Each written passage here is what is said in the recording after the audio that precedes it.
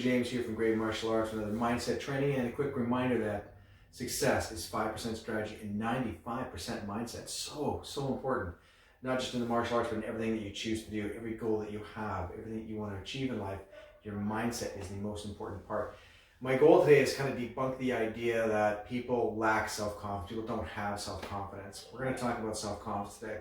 And I'd like to share with you a couple quotes first off. The first one is, don't let others put thoughts into your mind. Don't let them put thoughts. Of course, you have to accept those thoughts, accept those ideas, right? But don't let them put in your mind that takes away your self-confidence. Just tune it out. Live from the inside out, not the outside in. And the second quote, which is kind of one of my personal favorites, goes, self-confidence is the best outfit. We talked a little while ago about self-confidence being like a habit, a garment, piece of clothing that you wear. Self-confidence is the best outfit. So rock it and own it. All right. What is self-confidence? So self-confidence, by definition, is a feeling or belief that you can do something well or succeed at something. And the second part to that is to be self-confident is to have trust in yourself.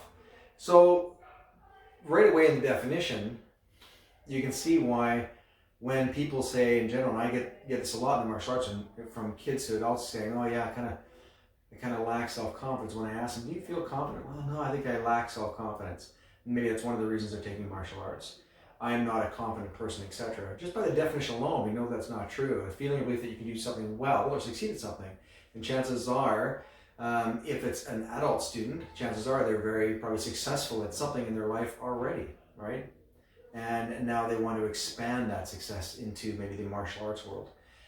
If it's a child, I can guarantee you that if they're feeling lack of confidence maybe at school because of something happening at school, maybe they're not doing so well at one thing in school, or maybe it's an activity, etc., that there's so much more that they're doing so well at. There's way more they're doing well at than they're not doing well at, right? So they're already succeeding at things, and there's a certain level of trust they already have, right? So it's really what is our expectation that we have for ourselves in every part of our life, everything new we choose to do, etc. And why is it we don't feel we can trust ourselves, okay? All right, so when I ask people in general, do you have self-confidence? The answer normally goes, I lack self-confidence. Child, adult, student, etc. And of course, the truth is everyone, including you, already have self-confidence. To get self-confidence, we have actually done these three things, but it's being consciously aware of, well, what is it that I did to get self-confidence in the first place in any part of my life? What did I do? What were the actual steps that I take? And of course, a lot of times we're not really consciously aware of what we did. What is the formula here? What is the steps? What's the recipe? And what we've done is we've done these three things. We've got these three things to gain self-confidence. Number one, we got knowledge. Whatever it is we were choosing to do, take part in, succeed at, etc., we gathered facts and information about it, right? We got knowledge. Number two, we got understanding. And through that knowledge, we got more understanding. Help us understand whatever it is we were going to participate in, take up, practice at, etc. And number three, we got experience. And experience really is just time and observation. Time plus repetition equals experience. For instance, with your Kung Fu, with your Wing Chun, etc. The more time and observation you've had, the more knowledge you gain, the more understanding you have, etc. And of course, the more confident you become. It's, I think, making this mistake is what happens. I lack confidence myself when I fill in the blank. It just means that you kind of need more knowledge and understanding. It's not really that you don't have confidence. You're not a confident person. You might not be really confident in this particular area, but it doesn't mean you don't have confidence. You're still a confident person. And we want to separate those two ideas and those things and not kind of have one big brush stroke right across and lump everything as the same thing, right? We are a self-confident person, but we might lack confidence in this particular area. So for the first time, maybe you came into, Wing Chun school, you start taking classes, etc. You came in thinking, well, I'm not very confident in Wing Chun yet, but it didn't make you any less confident as a person.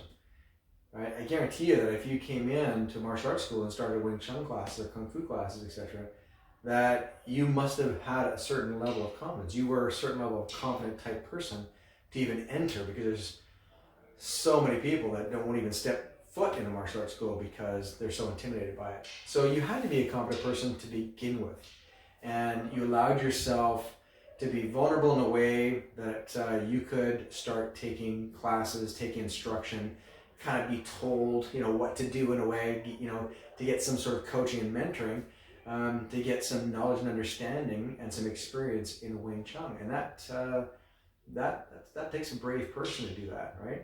It takes a confident person to do that. Typically, if a person is not confident at all, there's no way they're going to put themselves in a vulnerable situation to be coached and mentored, etc. It's confident people that are coached and mentored. All right. You are way more good.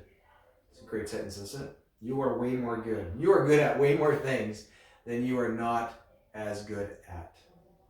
And just for that reason alone, you have self-confidence. You are a self-confident person. And I found that my biggest successes for myself personally, and with students over the years, has been when I have borrowed the faith from somebody else in me. I have borrowed their faith. They had more faith in me than I had at that time, because I wasn't confident in that area. I didn't have knowledge, I didn't have understanding, I didn't have experience. So I gained somebody else's faith in whatever it is I was going to participate in, their faith in what that was, and their faith in me, in doing it, learning it, being successful at it, etc. So I borrowed on their faith, right, until I became more confident in that area. And a good example, of course, is, as I started Wing Chun and decided that at one point in time that I wanted to become an instructor, I had borrowed my Sifu's faith in me to become an instructor before I became confident in teaching Wing Chun. And then again, in starting up a martial arts school, I certainly borrowed faith from others, so that I could start a martial arts school and be confident with that as I grew with knowledge, understanding, and experience. With students, I try to lend my faith, and I coach the instructors here to lend their faith to students and let them know that, we believe in you. We know you can do this, right? And lend our faith in them until their confidence grows and increases through knowledge, understanding, time, and observation. And, you can see it. Once their confidence grows, you can see that, oh yeah, they don't need to borrow anything from me anymore. They've got this. They are completely confident now on what they're doing, how they're doing it, why they're doing it, etc. But in the meantime, it's okay to lend your faith to others. It's okay for you to borrow faith from others for yourself at the same time. And because nobody can be successful by themselves. It doesn't matter what you choose to do, you cannot be successful at anything by yourself. It takes others, it takes a group, it takes more than one to be successful. So if I have any advice at all, is that when you're feeling not as confident in any particular part of your life, is to borrow faith from others in whatever it is you're choosing to do, or in yourself, until you gather more confidence in yourself or what it is, that path you're choosing. And use that faith to get some knowledge, some understanding. Borrow it until you get that experience, until you feel your confidence is soaring, and then you can take over from that point on, and you too will become successful, no matter what you choose to do. So I hope this helped a little bit in kind of understanding what self-confidence is. And we don't really get it by ourselves.